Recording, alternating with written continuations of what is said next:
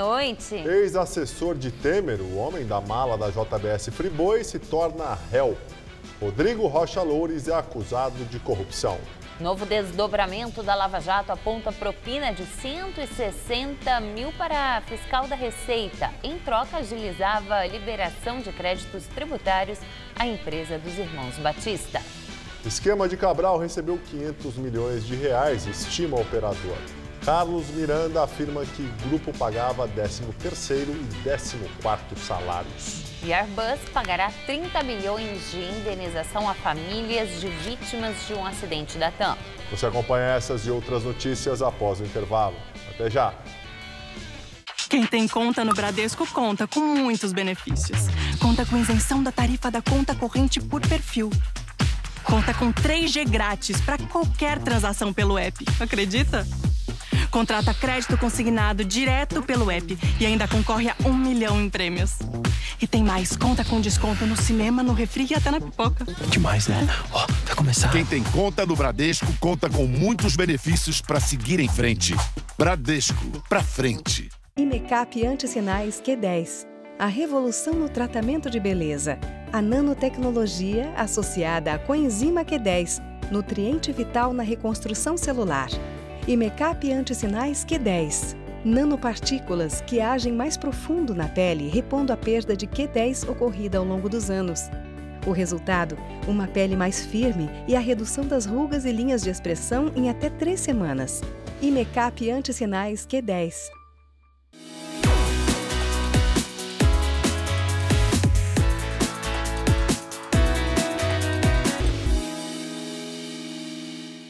Eu não tenho dúvidas de que quando você estuda, você se aprofunda, você cria novos debates, isso agrega muito no seu dia a dia. Você começa a simular problemas em sala de aula e isso faz toda a diferença. A gente nunca sabe o que vai acontecer no futuro, então quanto mais preparado a gente estiver, melhor. Eu escolhi a Casper Libero pela tradição, pela localização, a Avenida Paulista facilita muito, então eu acho que a Casper tem um nome no mercado, tem uma credibilidade, professores de excelente nível e isso te agrega tanto que é uma satisfação incrível pra gente. Por isso, eu sou Casper. Somos todos Casper. Tem gente que coleciona moedas, figurinhas, carros. Nesta segunda, no Todo Seu, eu recebo um colecionador de presépios. Na gastronomia, o sabor do litoral fica mais requintado. E a música fica por conta do Péricles. No final de tarde, tudo se mistura. Todo Seu, nessa segunda, 10h30 da noite. Lógico, eu tô aqui te esperando, pode vir.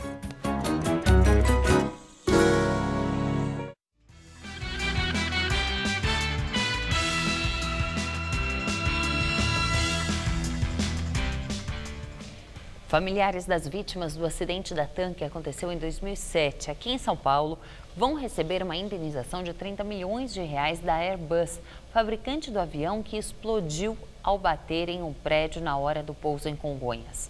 O acordo foi homologado pela Justiça do Rio de Janeiro em novembro. Há 10 anos, o acidente entrou para a história como a segunda maior tragédia aérea do país. Morreram 199 pessoas no acidente.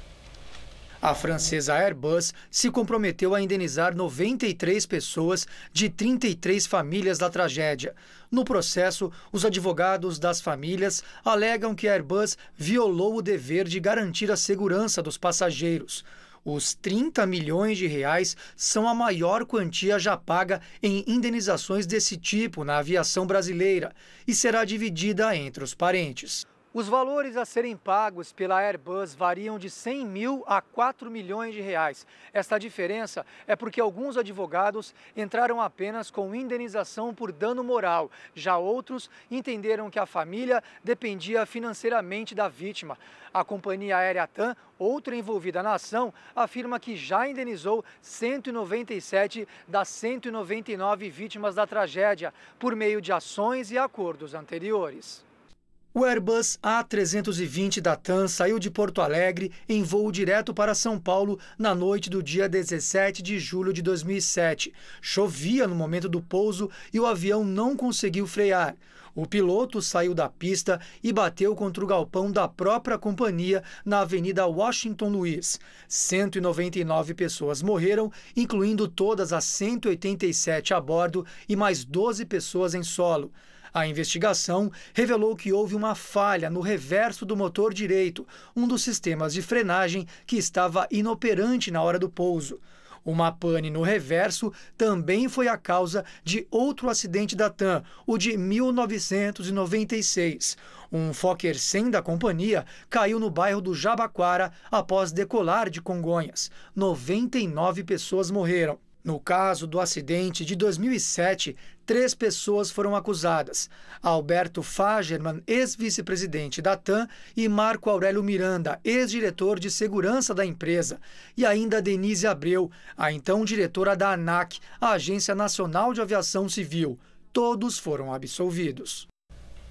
Após acordo, o Tribunal de Justiça suspende reintegração de posse em terreno invadido pelo Movimento dos Trabalhadores Sem Teto em São Bernardo por 120 dias. No prazo concedido pela Justiça nesta segunda, o MTST terá de apresentar à Secretaria Estadual de Habitação o cadastro das famílias que ocuparam a área invadida há cerca de 3 meses. O movimento afirma que a ocupação conta ao todo com 8 mil famílias, que somariam cerca de 32 mil pessoas. Com os dados em mãos, caberá à Secretaria elaborar o cadastro das famílias para a inserção delas em programas habitacionais e, paralelamente, avaliar a viabilidade técnica para a construção de moradias populares. O local, que é de propriedade privada, tem 78 mil metros quadrados, foi comprado pela construtora MZM em 2008 e vale, segundo a empresa, 90 milhões de reais.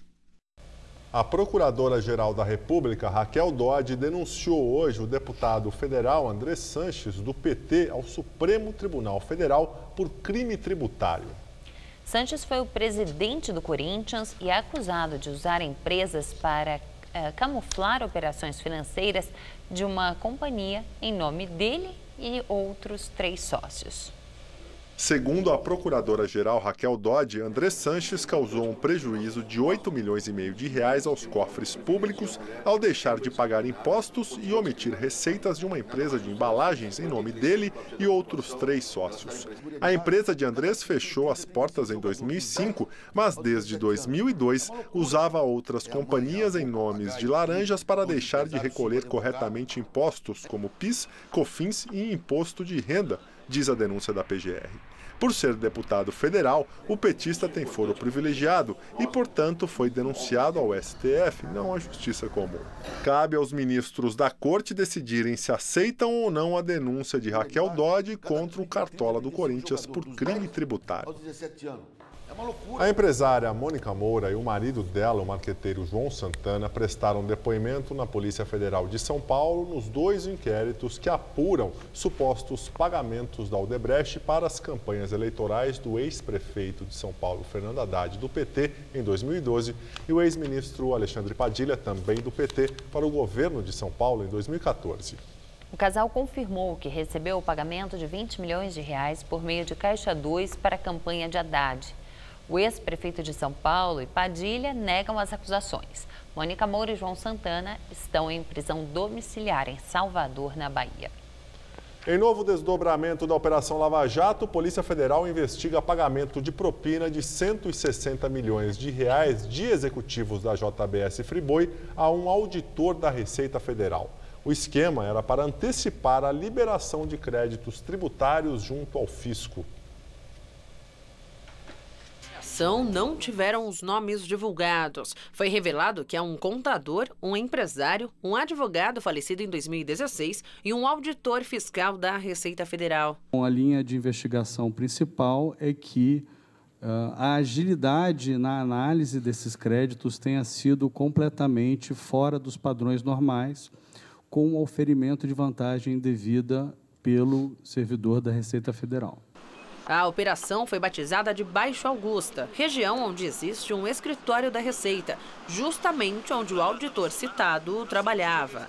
A investigação começou em 2004, mas só conseguiu avançar após os investigadores terem acesso ao conteúdo das delações premiadas firmadas entre executivos da JBS Friboi e o Ministério Público Federal. Os depoimentos dos irmãos Batista não foram usados nesta operação. Segundo os investigadores, como responsáveis da empresa JBS, Joesley e Wesley podem ter participação no esquema, como, por exemplo, na decisão da porcentagem destinada à propina. Só nos últimos 2 anos e meio, a JBS deveria receber 2 bilhões de reais em créditos tributários pela Receita Federal. A investigação ainda não sabe precisar se o valor foi ou não ressarcido, mas movimentações bancárias no mesmo período confirmaram que ao menos 160 milhões de reais foram pagos em propina ao auditor da Receita Federal. O Ministério Público pediu a prisão dele, mas a Justiça negou.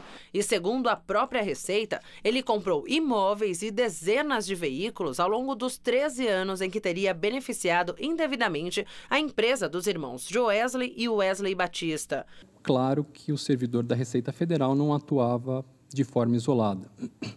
Existia um grupo que trabalhava junto com ele, que são intermediários que faziam essa propina chegar até o auditor da Receita Federal. Desse valor de 160 milhões de reais, nós temos 100 milhões de reais pagos por intermédios de doleiros, 40 milhões de reais pagos em espécie e 20 milhões de reais pagos por meio de notas fiscais fictícias, ou seja, faziam a simulação da prestação de serviço só para que pudesse o dinheiro chegar às mãos das pessoas certas. O auditor será processado por improbidade administrativa e foi afastado do cargo. Bens em nome dele e de familiares foram bloqueados. Gilmar Mendes permite a Joesley Batista ter acesso a provas da CPI da JBS. O ministro do STF considerou que, por ser investigado, o empresário tem direito à ampla defesa e, por isso, deve ter acesso aos documentos juntados ou produzidos no colegiado. E o relator da CPI, deputado Carlos Marum, do PMDB, que assume na quinta-feira a articulação política de Temer, sinalizou hoje que pode pedir um indiciamento de Rodrigo Janot. Marum afirmou que ainda estuda em que crime o ex-procurador-geral poderia ser tipificado, mas diz ter a convicção de que ele teve uma conduta ilícita no caso da delação dos irmãos Wesley e Joesley Batista. Rodrigo Rocha Loures, ex-assessor do presidente Temer, que ficou conhecido como o homem da mala de propina da JBS Friboi, se torna réu. O ex-assessor do presidente Michel Temer vai responder ao processo penal na 10ª Vara Federal em Brasília por corrupção passiva. O juiz Jaime Travasso Sarinho aceitou a denúncia do Ministério Público Federal e transformou Rodrigo Rocha Loures, do PMDB, em réu no caso da mala de R$500 mil entregue por um executivo da JBS. O juiz apontou que os relatos da acusação estão materializados em áudios, fotos, vídeos e em diversos documentos colhidos durante a investigação feita pela Polícia Federal e a Procuradoria-Geral da República. Em maio, Rocha Loures foi filmado em São Paulo recebendo uma mala com R$500 mil do executivo da JBS, Ricardo Saldi. Para o Ministério Público, o ex-assessor seria um intermediário entre o presidente Michel Temer e o empresário Joesley Batista, para parte de R$38 milhões que Joesley teria prometido para que o grupo político do presidente Temer atuasse em assuntos de interesse da JBS no governo. A denúncia é a mesma oferecida contra o presidente Michel Temer por crime de corrupção passiva e que teve o prosseguimento inviabilizado por decisão da Câmara dos Deputados em agosto. Após a decisão, o relator do inquérito no Supremo Tribunal Federal, Edson Fachin, enviou para a primeira instância a parte da acusação formal que trata de Loures. Atualmente, o ex-assessor de Temer está em prisão domiciliar. Ele usa tornozeleira eletrônica. E agora o comentário de Josias de Souza, direto de Brasília. Desde que a Câmara enfiou embaixo do tapete as denúncias criminais que o afligiam, Michel Temer repete que a verdade prevaleceu e que o complô armado contra o seu governo foi desmascarado. Isso tudo é uma grande lorota. O que houve foi acobertamento, não esclarecimento. E certas coisas são difíceis de encobrir. Por exemplo, uma mala com propina de R$500 mil da JBS. Para desassossego de Temer, O juiz Jaime Travassos Sarinho, de Brasília, enviou Rodrigo Rocha Loures, o homem da mala, para o banco dos réus. Denunciado junto com Temer, o ex-assessor da Presidência da República responderá pelo crime de corrupção passiva. Em polvorosa, a defesa de Temer tenta reverter no Supremo Tribunal Federal o desmembramento do processo. Alega-se que a mala de Rocha Loures, por conexão, deve ser congelada junto com a investigação sobre o presidente da República. Relatório da Polícia Federal diz que as evidências apontam com vigor para a participação de Temer no crime da mala. Mas a Câmara e a defesa do presidente pedem a todos os brasileiros que façam papel de bobos, fingindo que a mala da propina não existe. O imenso tapete que esconde as falcatruas nacionais ficou pequeno. Temer e seus advogados estão inquietos porque sabem que Rocha Loures talvez não esteja disposto a responder sozinho pelo lixão que vaza pelas beiradas. Boa noite. Nesta tarde, o presidente Michel Temer fez novos exames urológicos no posto de saúde do Palácio do Planalto. Segundo a Secretaria de Comunicação Social, foi apenas um check-up. No fim de outubro, Temer passou por uma cirurgia na próstata aqui em São Paulo e em novembro ele voltou a ser internado, dessa vez para um cateterismo que desobstruiu 3 artérias coronárias e para um implante de 2 estentes. Por decisão do Tribunal Regional Eleitoral do Rio de Janeiro, o ex-prefeito Eduardo Paes e o deputado federal Pedro Paulo Carvalho, ambos do PMDB, estão inelegíveis por 8 anos. Eles foram condenados por abuso de poder econômico na eleição municipal de 2016 e por desvio de finalidade na contratação pela Prefeitura do Rio da consultoria que produziu o Plano Estratégico Visão Rio 500. Os dois ainda podem recorrer ao Tribunal Superior Eleitoral em Brasília. Carlos Miranda afirma que esquema de propina do ex-governador do Rio de Janeiro, Sérgio Cabral, do PMDB, pagava 13º e 14º salários e chegava a 500 milhões de reais. Apontado pela Operação Lava Jato como gerente de organização criminosa, Miranda também disse que recebia cerca de 150 mil reais por mês. Em depoimento à Justiça Federal do Rio, Carlos Miranda detalhou os valores dos pagamentos de propina, que eram mensais e recebidos em espécie. O operador confirmou que a organização era controlada por Cabral e que os pagamentos aconteceram até 2016, às vésperas da prisão do ex-governador. Miranda disse que cuidava das despesas pessoais de Cabral, inclusive da movimentação das contas dele. Segundo o operador, a Carioca Engenharia, uma das empresas que participou do esquema de propina, pagou uma conta de cerca de 200 mil à agência de comunicação FSB. A empresa nega. Também em depoimento, o ex-subsecretário estadual de Transportes, Luiz Carlos Veloso, disse que foram depositados cerca de 3,5 milhões de reais em propinas pagas por empreiteiras em uma conta não oficial. Segundo ele, ao menos R$1 milhão foi repassado ao então secretário estadual de Transportes e hoje deputado federal Júlio Lopes, do PP. Comissão de Ética da Presidência da República vai investigar 6 ministros por caronas em voos da FAB. Serão investigados os ministros Helder Barbalho, da Integração Nacional, Sarney Filho, do Meio Ambiente, Gilberto Kassab, das Comunicações, Maurício Quintela, dos Transportes, Antônio Embaçaí, que está deixando a Secretaria de Governo, e Diogo Oliveira, do Planejamento. O decreto que regulamenta sobre voos da FAB permite o uso da frota somente para o transporte de vice-presidente, ministros de Estado, chefes dos 3 poderes e das Forças Armadas. A norma não autoriza expressamente o embarque de pessoas sem cargo ou função pública. Agora, após a notificação, os ministros terão 10 dias para apresentar as defesas. Presidente da Câmara, Rodrigo Maia, do DEM, diz que é difícil aprovar a reforma da Previdência na semana que vem. Maia afirmou que recebeu ligação do presidente Michel Temer e que o PMDBista disse que vai se reunir com os líderes partidários e contar os votos um a um para ver qual a distância que há dos 308 votos necessários para aprovar a reforma da Previdência. Olhando de hoje para a próxima terça-feira, não é fácil votar essa matéria. Mas como eu disse, como discutir essa matéria hoje também era impossível, há 6 meses atrás, e pela sua urgência estamos discutindo, vamos continuar discutindo e tentando criar as condições. A intenção do Palácio do Planalto é votar ainda neste ano.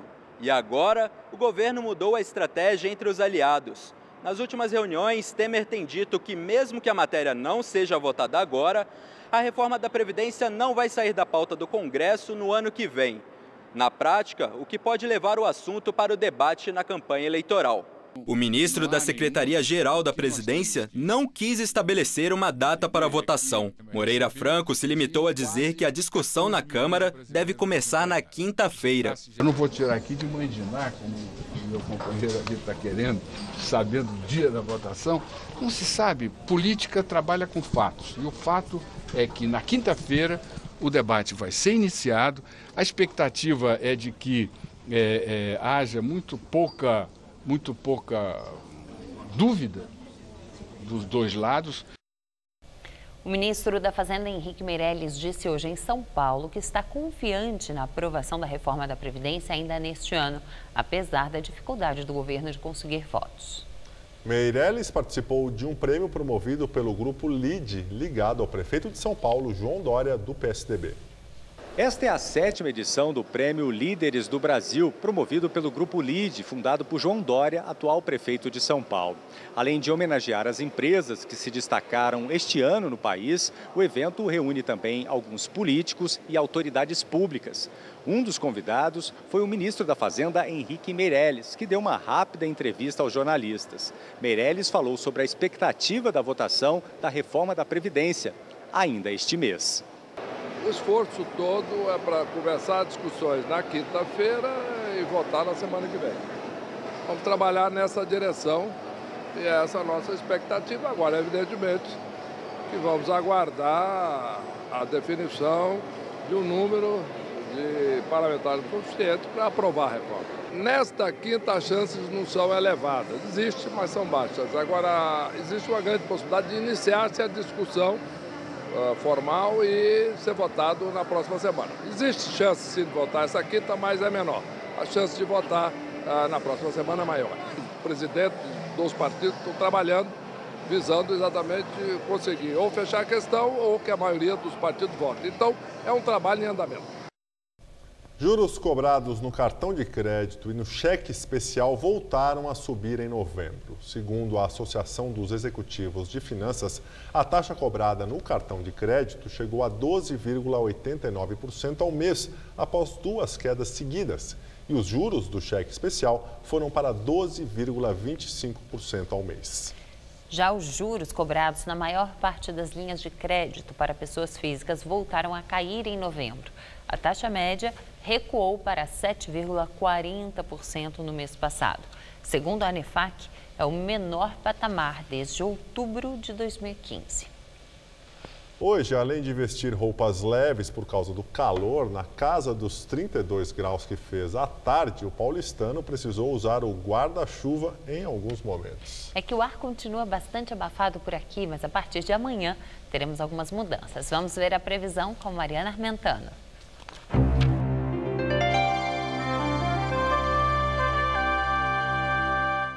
O calor vai se manter pelo interior, mas dá uma trégua aqui na capital por causa do vento marítimo, que enche o céu de nuvens e não deixa a temperatura subir muito. Nessa terça-feira teremos mínima de 16 e máxima tarde de 23 graus, com no máximo uma garoa pontual. Na quarta o tempo abre, já faz até 28 e esquenta mais ainda na quinta-feira, com máxima prevista em torno dos 30 graus, com sol, poucas nuvens e nenhuma gota de chuva. Agora as notícias internacionais. Nos Estados Unidos, a polícia prendeu um homem responsável por um ataque terrorista frustrado em uma das principais estações de ônibus de Nova York. 4 pessoas ficaram feridas, incluindo o terrorista. O momento da explosão foi registrado pelas câmeras de segurança da estação Port Authority, a maior do país, com um fluxo de 65 milhões de passageiros por ano e próxima da Times Square, um dos principais pontos turísticos de Nova York. Segundo a polícia, a bomba caseira levada pelo suspeito, identificado como Akayed Ullah, de 27 anos, detonou prematuramente. Os bombeiros informaram que o suspeito teve queimaduras e ferimentos e que outras 3 pessoas ficaram feridas, mas não correm risco. A polícia de Nova York afirmou que até agora as investigações indicam que ele agiu sozinho. A União Europeia rejeita o pedido do primeiro-ministro Benjamin Netanyahu de reconhecer Jerusalém como capital de Israel, a exemplo dos Estados Unidos. A ministra de Relações Exteriores do Bloco Europeu, Federica Mogherini, afirmou que a União Europeia vai continuar atuando sob o consenso internacional de não reconhecer a reivindicação israelense sobre a cidade como um todo. Durante sua reunião com Mogherini, Netanyahu afirmou que a ação americana foi um reconhecimento da lealdade atual que deve ser seguido por grupos palestinos e pela comunidade internacional, tendo a paz na região como objetivo final. Nesta segunda-feira, as manifestações contra o reconhecimento americano continuaram, com atos convocados pelo Hezbollah dentro e fora das fronteiras israelenses. Pelo menos 4 palestinos morreram até agora. O ex-guerrilheiro Cesare Battisti virou réu no processo sobre evasão de divisas quando foi preso em Corumbá, no Mato Grosso do Sul, em outubro, ao tentar entrar na Bolívia com $6 mil e 1.300 euros não declarados à Receita. O juiz federal da terceira vara de Campo Grande aceitou a denúncia do Ministério Público Federal e negou o pedido de Battisti para colocar a tornozeleira eletrônica mais próximo de São Paulo, onde mora. Mas não existe este equipamento disponível no estado. O italiano terá mais 7 dias para ir até o Mato Grosso do Sul cumprir a medida da liberdade condicional. O presidente russo Vladimir Putin ordena a retirada de parte do contingente militar do país que combatia o Estado Islâmico na Síria. Durante uma visita surpresa ao país, Putin foi recebido pelo presidente Bashar al-Assad e afirmou que, mesmo após essa retirada, parte do efetivo militar russo não especificado permanecerá no país para responder caso o Estado Islâmico volte a atacar. Lançada em 2015, a intervenção militar na Síria, com mais de 5 mil soldados, permitiu que as forças do governo recuperassem a cidade histórica de Palmira e expulsassem os rebeldes de sua fortaleza em Alepo, no noroeste do país. Os russos são os maiores aliados da Síria no combate ao Estado Islâmico. Esse apoio é contestado pela comunidade internacional, que acusa Assad de uso de armas químicas contra grupos de oposição a seu governo na guerra civil que atinge o país em investidas que mataram milhares de civis. E a Polícia Civil do Rio de Janeiro e o Ministério Público do Estado desencadearam hoje mais uma fase da Operação Límpidos, que combate um esquema ilegal de repasses de ingressos para torcidas organizadas na capital fluminense. A ação cumpriu 9 mandados de prisão contra dirigentes esportivos. Pelo menos 5 pessoas foram detidas hoje pela manhã e encaminhadas para a sede da polícia para prestarem esclarecimentos. Entre os detidos estão um assessor de imprensa e um assessor da presidência do Fluminense, além do presidente da torcida organizada Raça do Flamengo. Eles são acusados de repassarem os ingressos recebidos ilegalmente dos clubes para cambistas.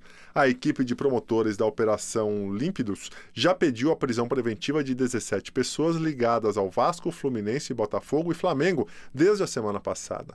2 pessoas que integram a torcida organizada Força Jovem do Vasco estão foragidas. O promotor Marcos Caque diz que outras prisões podem ser efetuadas até o encerramento final do inquérito.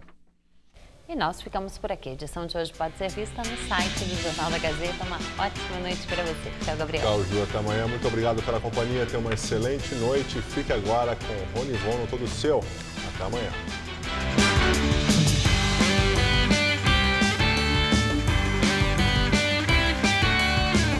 Quer uma receita diferente? Aprenda a fazer um nhoque de ricota com molho Caesar no Cozinha Amiga desta terça, 1h30 da tarde. Assista agora. Todo Seu.